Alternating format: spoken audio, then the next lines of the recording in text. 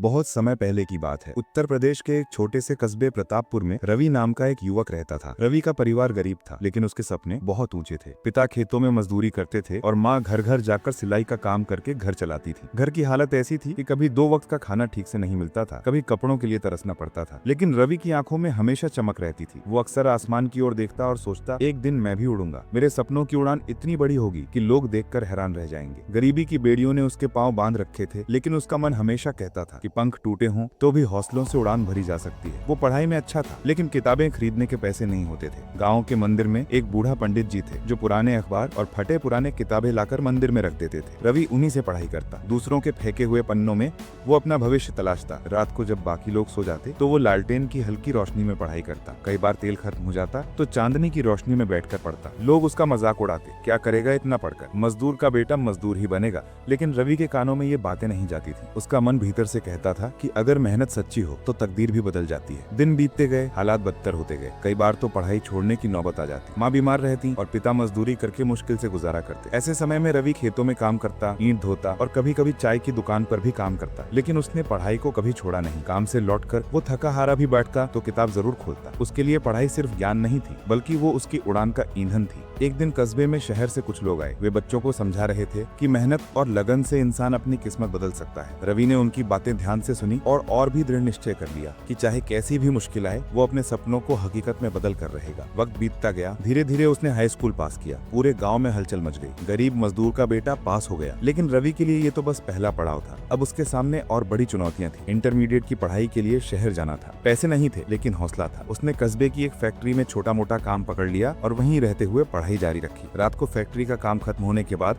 वो अपने कमरे में लौटता, थकान से चूर होता, लेकिन किताबों को उठाकर पढ़ाई करता। कई बार नींद आ जाती और किताब पर ही सिर रखकर सो जाता। लेकिन सुबह होते ही फिर उठकर वही सफर शुरू हो जाता। दिन में काम, रात में पढ़ाई। धीरे धीरे साल बीत गए। रवि ने कॉलेज में एडमिशन ले लिया। अब उसका सपना और बड़ा हो गया था। वो सोचता, मुझे ऐसा बनना है कि मेरे जैसे गरीब बच्चों को कभी अपने सपनों को छोड़ना न पड़े। उसकी मेहनत रंग लाने लगी। कॉलेज में उसने कई प्रतियोगिताओं में हिस्सा लिया। कभी भाषण, कभी वाद विवाद, कभी लेखन। हर जगह वो चमकने लगा। उसकी पहचान बनने लगी। लेकिन अभी भी गरीबी उसके पीछे थी। कई बार फीस भरने के पैसे नहीं होते थे। वो दिन भर फैक्ट्री में ओवर टाइम करता और रात में पढ़ाई करता। एक दिन कॉलेज में एक बड़ा कार्यक्रम हुआ। वहाँ शहर के नामी उद्योगपति आए थे। रवि ने वहाँ एक भाषण दिया, सपनों की उड़ान। उसके शब्दों में इतनी सच्चाई और इतनी ताकत थी कि वहाँ बैठे हर व्यक्ति की आंखें नम हो गईं। उद्योगपति ने बाद में उसे बुलाकर कहा, तुम्हारे भीतर आग है। तुम्हारे सपने सिर्फ तुम्हारे नहीं, पूरे समाज के हैं। मैं तुम्हारी पढ़ाई का पूरा खर्च उठाऊंगा। उस दिन रवि को लगा जैसे उसके सपनों को पंख मिल गए हों। अब उसे मेहनत करनी थी और भी ज्यादा। उसने जी जान लगाकर पढ़ाई की। शहर की लाइब्रेरी उसका दूसरा घर बन गई। वहाँ वो दिन रात बैठकर किताबें पढ़ता, नोट्स बनाता और अपनी सोच को और गहरा करता। कई साल की तपस्या के बाद वो एक बड़े एग्जाम में पास हो गया। पूरे गांव में खुशी की लहर दौड़ गई। लोग जो पहले उसका मजाक उड़ाते थे, वही अब कहते, रवि ने कर दिखाया। उसके माता पिता की आंखों में आंसू थे, लेकिन वो आंसू खुशी के थे। लेकिन रवि की उड़ान यहीं नहीं रुकी। उसने सोचा कि अब मेरी बारी है दूसरों की मदद करने की। उसने अपने कस्बे में एक छोटा सा स्कूल खोला। वहाँ वो गरीब बच्चों को मुफ्त पढ़ाता। उनका हाथ पकड़कर कहता, सपनों की उड़ान हर किसी का हक है, हालात कैसे भी हों, लेकिन अगर तुम हार नहीं मानोगे तो मंजिल तुम्हारी होगी। धीरे धीरे वो स्कूल बड़ा होने लगा। दूर दूर से बच्चे वहाँ आने लगे। रवि उनके लिए सिर्फ शिक्षक नहीं, बल्कि प्रेरणा था। उसका जीवन एक मिसाल बन गया कि गरीबी, मुश्किलें और मजाक उड़ाने वाले लोग सब तुम्हें रोक सकते हैं, लेकिन अगर तुम्हारे भीतर हौसले की आग है तो तुम्हें कोई नहीं रोक सकता। रवि ने अपने सपनों को सच कर दिखाया। उसने साबित किया कि सपनों की उड़ान सिर्फ आसमान में पंख फैलाना नहीं है, बल्कि कठिनाइयों की हवाओं को चीर कर अपने रास्ते खुद बनाना है। बहुत समय बीत गया। रवि अब पढ़ाई में सफल हो चुका था और गांव में स्कूल खोलकर बच्चों को पढ़ा रहा था। लेकिन जीवन की असली परीक्षा अभी बाकी थी। रवि का सपना सिर्फ अपना जीवन बदलना नहीं था, बल्कि पूरे समाज को बदलना था। उसने ठान लिया कि जब तक मेरे जैसे बच्चों की आंखों में सपने हैं, तब तक मैं उनकी उड़ान के लिए पंख बनूंगा। लेकिन रास्ता आसान नहीं था। जब उसने स्कूल खोला तो कई लोग विरोध करने लगे। गरीबों को पढ़ाकर क्या मिलेगा, ये बच्चे तो बड़े होकर फिर मजदूरी ही करेंगे। बड़ा आया सपनों की उड़ान देने वाला। लेकिन रवि ने किसी की परवाह नहीं की। वो रोज सुबह सबसे पहले स्कूल पहुंचता और बच्चों को पढ़ाता, उनके साथ बैठकर खेलता, उनकी छोटी छोटी समस्याएं सुनता और उन्हें समझाता। बड़े सपने देखने से मत डरो, सपनों की उड़ान वहीं से शुरू होती है जहां डर खत्म होता है। धीरे धीरे उसका स्कूल गांव के बच्चों के लिए आशा की किरण बन गया। लेकिन अब उसके सामने नई मुश्किल थी, पैसों की। किताबें खरीदनी थी, बच्चों के लिए टेबल कुर्सी लानी थी, स्कूल की छत मरम्मत करनी थी। रवि ने हार नहीं मानी। वो दिन में बच्चों को पढ़ाता और रात को शहर जाकर कोचिंग क्लास लेता। वहां से कमाए पैसे से वो अपने गांव के स्कूल की जरूरतें पूरी करता। कई बार तो वो खुद भूखा सो जाता, लेकिन बच्चों के लिए दूध और फल लाना नहीं भूलता। उसकी मेहनत और त्याग देखकर गांव वाले भी धीरे धीरे बदलने लगे। जो लोग पहले उसका मजाक उड़ाते थे, अब वही अपने बच्चों को रवि के स्कूल में भेजने लगे। समय बीतता गया। एक दिन गांव में बड़ा बदलाव आया। रवि के पढ़ाए हुए बच्चों में से एक बच्चा, जिसका नाम सोनू था, शहर जाकर इंजीनियर बन गया। जब सोनू गांव लौटा तो सबसे पहले रवि के पैरों में सिर झुकाकर कहा, अगर आप ना होते तो मैं मजदूरी ही कर रहा होता। आपने मुझे उड़ान दी, आपने मुझे सपना देखने की ताकत दी। उस पल रवि की आंखों से आंसू छलक पड़े। उसे लगा जैसे उसका सपना सच हो रहा है। लेकिन कहानी यहीं खत्म नहीं होती। अब रवि ने अपने स्कूल को बड़ा करने का फैसला किया। उसने गाँव-गाँव जाकर लोगों को समझाना शुरू किया, सच्ची संपत्ति जमीन जायदाद नहीं बल्कि शिक्षा है। बच्चों को पढ़ाओ, तभी उनका भविष्य बदल पाएगा। धीरे धीरे कई गाँव वाले उसके मिशन से जुड़ गए। स्कूल बड़ा हुआ, बच्चों की संख्या बढ़ी और रवि की पहचान भी दूर दूर तक होने लगी। अखबारों में उसके बारे में लिखा जाने लगा। लोग उसे सपनों का शिक्षक कहने लगे। लेकिन जब जीवन ऊंचाई पर पहुंचता है तो नए संघर्ष भी आते हैं। कुछ लोग उसकी बढ़ती लोकप्रियता से जलने लगे। गांव के कुछ बड़े जमींदारों को ये अच्छा नहीं लगा कि गरीब बच्चे पढ़ लिख कर आगे बढ़ रहे हैं। उन्होंने स्कूल पर रोक लगाने की कोशिश की, रवि को धमकाया और यहाँ तक कहा कि अगर गरीब पढ़ लिख जाएंगे तो मजदूरी कौन करेगा। ये सुनकर रवि का खून खौल उठा। उसने कहा, गरीबी मजबूरी है, किस्मत नहीं। मजदूरी करना गलत नहीं, लेकिन किसी को सपने देखने से रोकना सबसे बड़ा पाप है। रवि ने हार नहीं मानी। उसने गांव वालों को इकट्ठा किया और कहा, अगर हम सब मिल जाएं तो कोई ताकत हमें रोक नहीं सकती। गांव वाले एकजुट हो गए। स्कूल चलता रहा और अब ये सिर्फ स्कूल नहीं था बल्कि एक क्रांति थी, सपनों की उड़ान की क्रांति।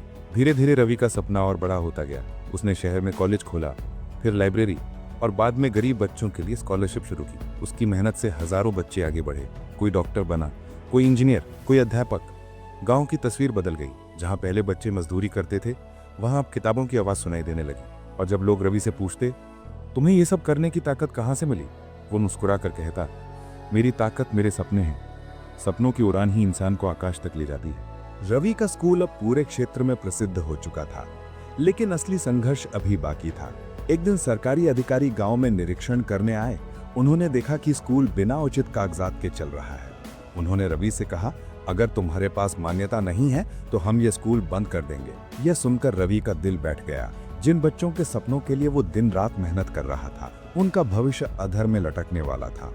लेकिन उसने हार मानने के बजाय और जोर लगाया। वो शहर गया, अधिकारियों के दफ्तर के चक्कर लगाए, कई बार अपमान सहा, कई बार रिश्वत मांगी गई, लेकिन उसने हिम्मत नहीं हारी। वो बार बार कहता, ये स्कूल मेरा सपना नहीं, इन बच्चों का भविष्य है, मैं इसे टूटने नहीं दूंगा। दिन रात भागदौड़ करने के बाद आखिरकार उसे सरकारी मान्यता मिल गई। अब स्कूल कानूनी रूप से भी सुरक्षित था। उस दिन गांव में उत्सव जैसा माहौल था। रवि जानता था कि अब उसे और बड़ा सोचना है। उसने ठान लिया कि वो सपनों की उड़ान को एक आंदोलन बना देगा। वो गांव-गांव घूमने लगा। कहीं खेत के किनारे बच्चों को पढ़ाता, कहीं मंदिर के आंगन में लड़कियों को किताब पकड़ाता। वो कहता, बेटा बेटी में फर्क मत करो। जैसे बेटा आसमान छू सकता है, वैसे ही बेटी भी सपनों की उड़ान भर सकती है। धीरे धीरे लोग उसकी बातें समझने लगे। लड़कियां जो पहले घर के काम तक सीमित थीं, अब पढ़ाई करने लगी। उनकी आंखों में भी वही चमक आने लगी जो कभी रवि की आंखों में थी।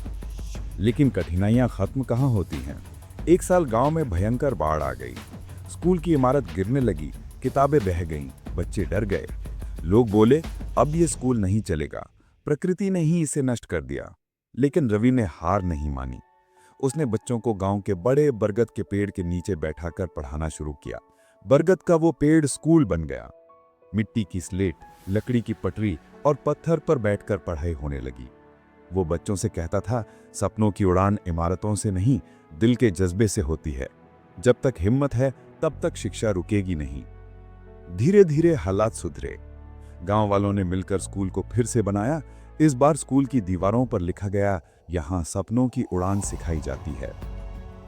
रवि की मेहनत अब दूर दराज के शहरों में भी असर डाला। वहां के बड़े लोग, समाज सेवी और अफसर भी उससे मिलने आने लगे।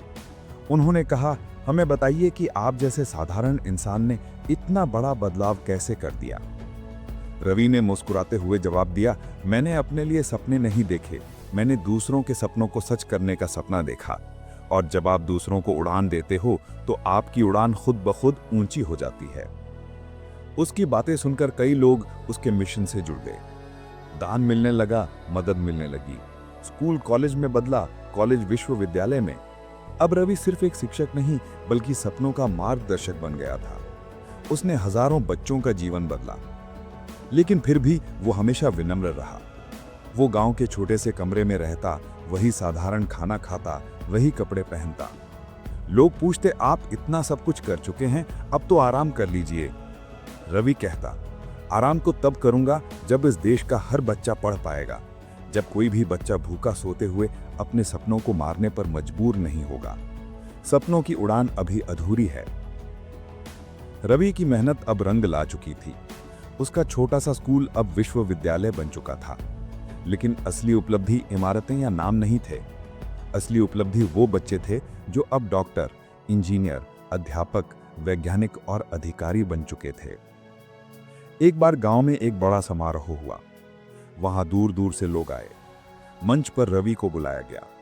सामने हजारों लोग बैठे थे, गांव वाले, अधिकारी और वे सभी बच्चे जो कभी उसकी कक्षा में बैठकर मिट्टी पर लिखना सीखते थे। रवि जब मंच पर पहुंचा तो चारों ओर गूंज उठी।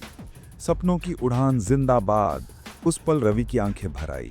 उसने भीड़ की ओर देखकर कहा, मैंने अपने जीवन से एक ही बात सीखी है, सपनों की उड़ान कभी हालातों से नहीं रुकती। गरीबी, मजाक, भूख, तिरस्कार, ये सब सिर्फ परखने के जरिए हैं। अगर इंसान हार ना माने तो कोई ताकत उसकी उड़ान रोक नहीं सकती। आज मैं यहाँ अकेला नहीं हूँ।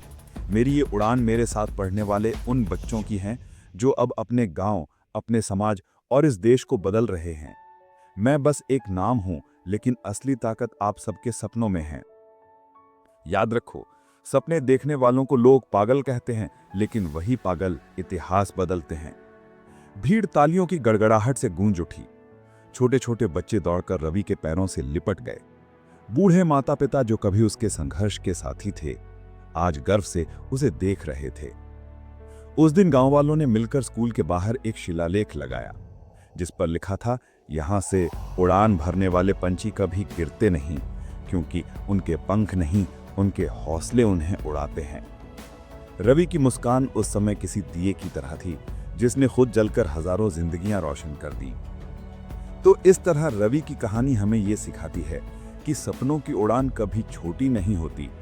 हालात चाहे कितने भी कठिन हों और लोग चाहे जितनी भी बातें करें, अगर दिल में विश्वास और मेहनत हो तो हर इंसान अपने सपनों को आसमान तक ले जा सकता है।